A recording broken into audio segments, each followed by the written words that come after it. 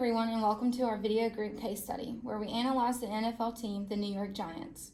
My name is Kaitlyn Baxter, and presenting with me is Mollie Brewster, Jessie Bryant, Savannah Cunningham, Alyssa Futrell, and Amber Richards. We are excited to give you background into what has and is happening within the Giants franchise. So let's get started. The Giants franchise ownership model is a multiple owner private investment syndicate model, which is actually the most common form of ownership due to individual ownership being rare, and the NFL forbidding publicly traded models except for the Packers. Now, if we take a look at the league or conference structure, we see that the Giants are part of the distributed club ownership model, where league-wide revenues are collected at the league level, then distributed to each franchise to cover net costs. According to Forbes, the Giants franchise is valued at $4.85 billion. But who owns all of this? The diagram explains the passing down of the Giants' ownership. Tim Mara founded the Giants for about $500 and passed it down to his kids, Jack and Wellington. When Jack passed, his son Tim Mara ended up selling his shares to Bob Tisch for about $80 million. When both Wellington Mara and Bob Tisch passed away, their sons John Mara and Steve Tisch became the current owners and actually work very well together. Understanding how the ownership has come to be, I would like to talk next about a brief history of the Giants. They were actually one of the original 8 teams in what is now known as the NFL. In terms of the managerial or business structure and the key personnel for the Giants, we have to start with the Mara family. Tim Mara founded the Giants in 1925 and kept 100% of the ownership in the Mara family until 1991. In 1991, Bob Tisch paid $80 million for 50% ownership.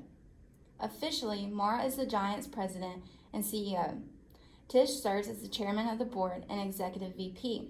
The general manager of the Giants, Dave Gettleman, runs the day-to-day football operations. Lastly, the current head coach of the Giants is Joe Judge, who is in his second season as a head coach. Additionally, John Mara is a very well-respected guy amongst the owners and within the league management. He is often looked to as an example for many things, especially amongst other owners. He has also served on numerous committees in the past 20 years, including 15 years on the competition committee, which reviews, revises, and recommends rules to the commissioner's office. He also serves on many other committees and councils, such as the Health and Safety Committee. And now, Mollie will begin talking about monopolistic tendencies within the Giants franchise. Thanks, Kaitlyn. The NFL is essentially a monopoly. No startup league has ever been able to provide lasting competition to the NFL. Other monopolistic tendencies that the league displays can be seen in how the league creates artificial scarcity by creating extremely unrealistic and undefined barriers for expansion, competitive balance issues, work stoppages, their ability to set prices, and relocation threats. Ultimately, the NFL is the only major producer of professional football in the U.S. and is therefore considered a monopoly. But who owns this monopoly? The front office is divided into different ownership stakes, and each member has a different title and role in the Giants organization. Starting at the top, as we've already mentioned, is John Mara. His net worth is currently listed at $500 million. Steve Tisch is the chairman and executive vice president and has served in this role since 2005. Following Steve lies many more significant positions. As far as regulation, Roger Goodell is the commissioner of the NFL and has been for 15 years now. Goodell comes from a long history of working in the administration of the NFL, starting as an intern back in 1982 under Pete Rozelle. The question is, have these tendencies ever led to money issues? The answer is fortunately no for the Giants, with the help of Pete Rozelle's league think mentality. Furthermore, there are no guaranteed contracts in the NFL, which makes the signing bonus critically important for the players. If teams cut players, they owe them nothing. The first inaugural NFL draft was February 8, 1936. The draft's order is determined by the finish of the teams in the previous season.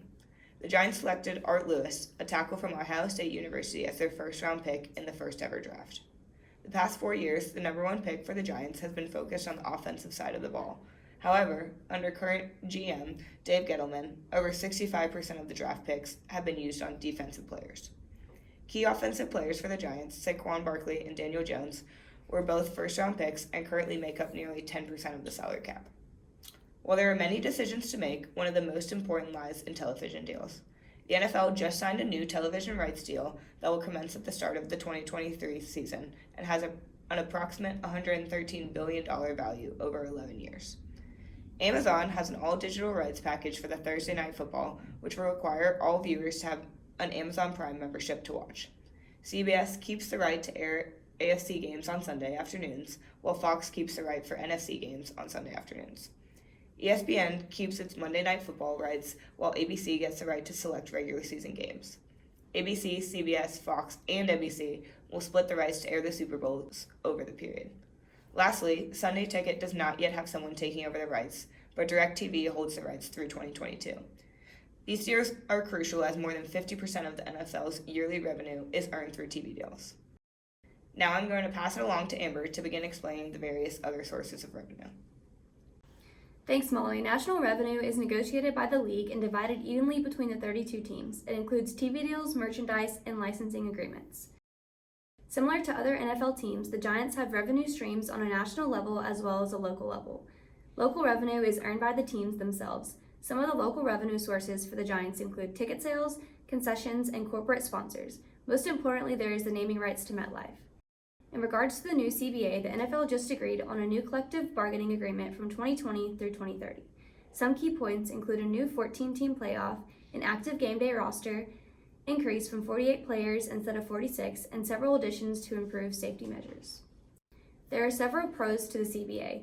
Players get financial benefits as well as safety protection all over the country. It states that medical marijuana could be allowed for use now, and the minimum salaries in the league increased. The addition of new games means the potential for more money to be generated. However, there are still cons that come alongside these pros. More games implies a higher risk for injuries, and the minimum salary raise causes less money for some players. In other words, every draft pick has a certain value to it, encompassing how much that player can make. The higher you're drafted, the more you can make. A year before the current collective bargaining agreement was implemented, Sam Bradford received $50 million guaranteed with the Rams. How does this compare to current times? In regards to the Giants, their highest rookie at pick 20 in the 2021 draft received $13 million. Their number 4 pick in 2020 received $32 million. Part of this depends on the salary cap. In May of 2021, the league and the NFL Players Association agreed to a salary cap ceiling of $208.2 million for 2022. There is not currently an agreed to cap floor, and the final cap figure will not be set until next February. The ceiling for 2022 is nearly $30 million more than the cap set for 2021. Pointing toward an expected rise in future revenue following a COVID-19 season. The Giants reportedly entered the 2021 offseason slightly over the salary cap. They essentially borrowed from the future to help get the present back on track and provide quarterback Daniel Jones with a stronger supporting cast after winning just 15 games in the previous 48. The Giants also usually draft BPA, which is the best player available. They are currently committing $136 million in active cap, $16 million in dead cap, and $182 million in total cap in 2021. Roster turnover with the Giants has been common lately with 4 coaches in the past 5 to 6 years, but lately the Giants have been able to convince and retain players to stay and come to New York and play for them. Gavin is up next and will begin with the payroll for the Giants. Thanks, Amber. The Giants committed $200 million to payroll last free agency, signing 4 players to big contracts. Kenny Golladay was signed to a 4-year, $72 million contract. Leonard Williams was signed to a 3-year, $63 million contract. Adoree Jackson was signed to a 3-year, $39 million contract. And Kyle Rudolph was signed to a 2-year, $12 million contract. They also committed between $4.5 million to $15.5 million a year to players like James Bradberry, Nate Soldier, Graham Gano, and Sterling Shepard. As a result of their commitment, the Giants have never been subjected to competitive balance taxes or salary cap penalties. Now let's look at financing. As the MetLife Stadium has a 50-50 ownership between the Jets and the Giants, they ended up using private funds, also known as the NFL's G3 and G4 loans.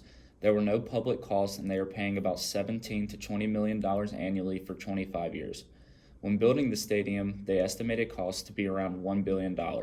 But total cost came to be about $1.6 billion. The New Jersey Sports and Exposition Authority owns the land lease on paper, but it was bought and funded by MetLife Stadium Company. The stadium has an oversaturated market with football and concerts. Some of the most common performers in years past at MetLife include the Rolling Stones, Bruce Springsteen, Taylor Swift, and Coldplay. But how exactly does MetLife Stadium generate revenue? Being that it was not built to be a mixed-use development project, they receive over half of their total revenue from game day-related income. This primary source includes ticket prices, parking, concessions, and souvenirs. The stadium also serves as an event venue for concerts, soccer matches, and college football. Behind the scenes, Delaware North owns the concessionaire agreements at MetLife Stadium. Delaware North is a global food service and hospitality company headquartered in Buffalo, New York. As of July 2021, the Giants entered into an agreement with AdPro Sports to become the owner of their merchandise agreements. AdPro Sports is one of the country's largest Nike team dealers and an official NFL premium licensee, and is working with a growing list of leagues. Maintenance responsibilities are put onto a third party known as Aramark. Aramark is a cleaning service that many sport venues utilize to make sure the stadium is clean and kept up. Lastly, Savannah will finish up discussing the facilities. Thanks, Gavin.